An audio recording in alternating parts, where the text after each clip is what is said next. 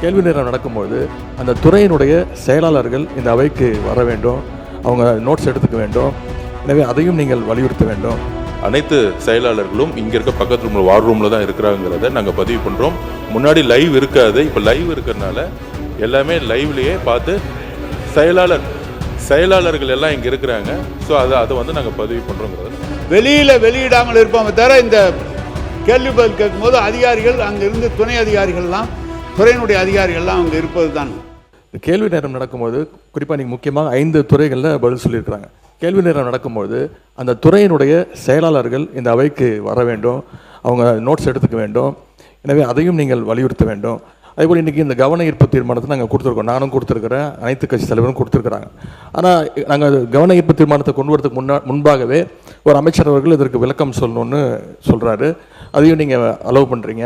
இது வந்து உடனே நீங்கள் கரூர் இன்சிடெண்ட்டோட கம்பேர் பண்ணுறீங்க. அது நான் சரியாக இருக்குமா என்று தெரியவில்லை.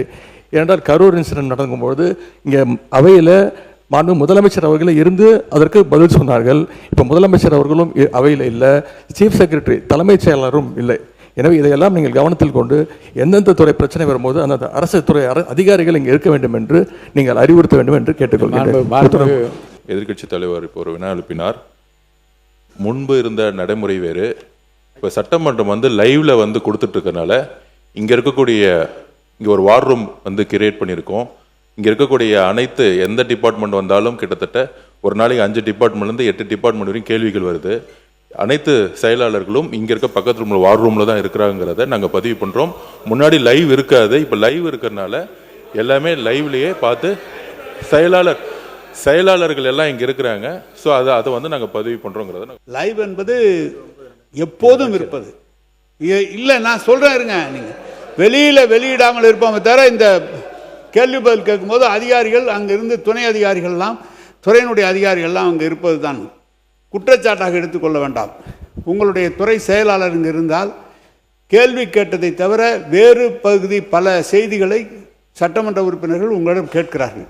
நீங்கள் அதற்கு பதில் சொல்கிறீர்கள். துறையினுடைய செயலாளர் இருப்பாரையானால் குறிப்பெடுத்துக் கொள்வார்.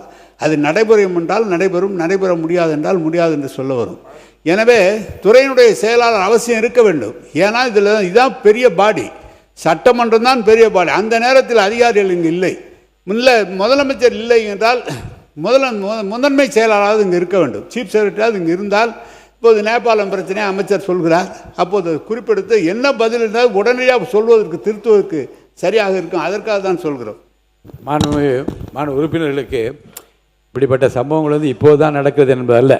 சில நேரங்களில் இப்படி சம்பவம் நடக்கிற போது, ஏன் ஆளுங்கட்சியாக திராவிட முன்னேற்ற கழகம் இருக்கிற போது நம்முடைய மாண்புக்குரிய உறுப்பினர் மாண்பு துரைமுருகன் அவர் சொன்னது அப்படியே படிக்கிறேன் பாருங்கள்.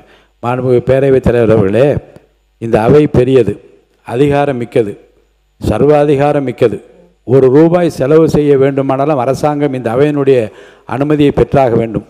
இந்த அவையிலே பேசுகிற உறுப்பினர்கள் பொறுப்பு வாய்ந்தவர்கள், தங்கள் கருத்தை அந்தந்த கட்சிக்கு ஏற்ப பேசுவார்கள். இவற்றையெல்லாம் கேட்டு அந்தந்த இலாக்காவிற்கு உரியவர்கள் எந்தெந்த இலாக்காவிற்கு டிமாண்ட் வருகிறதோ அந்தந்த இலாக்காவினுடைய அதிகாரிகள் செக்ரட்டரிஸ் வரிசையாக அமர்ந்திருப்பார்கள்.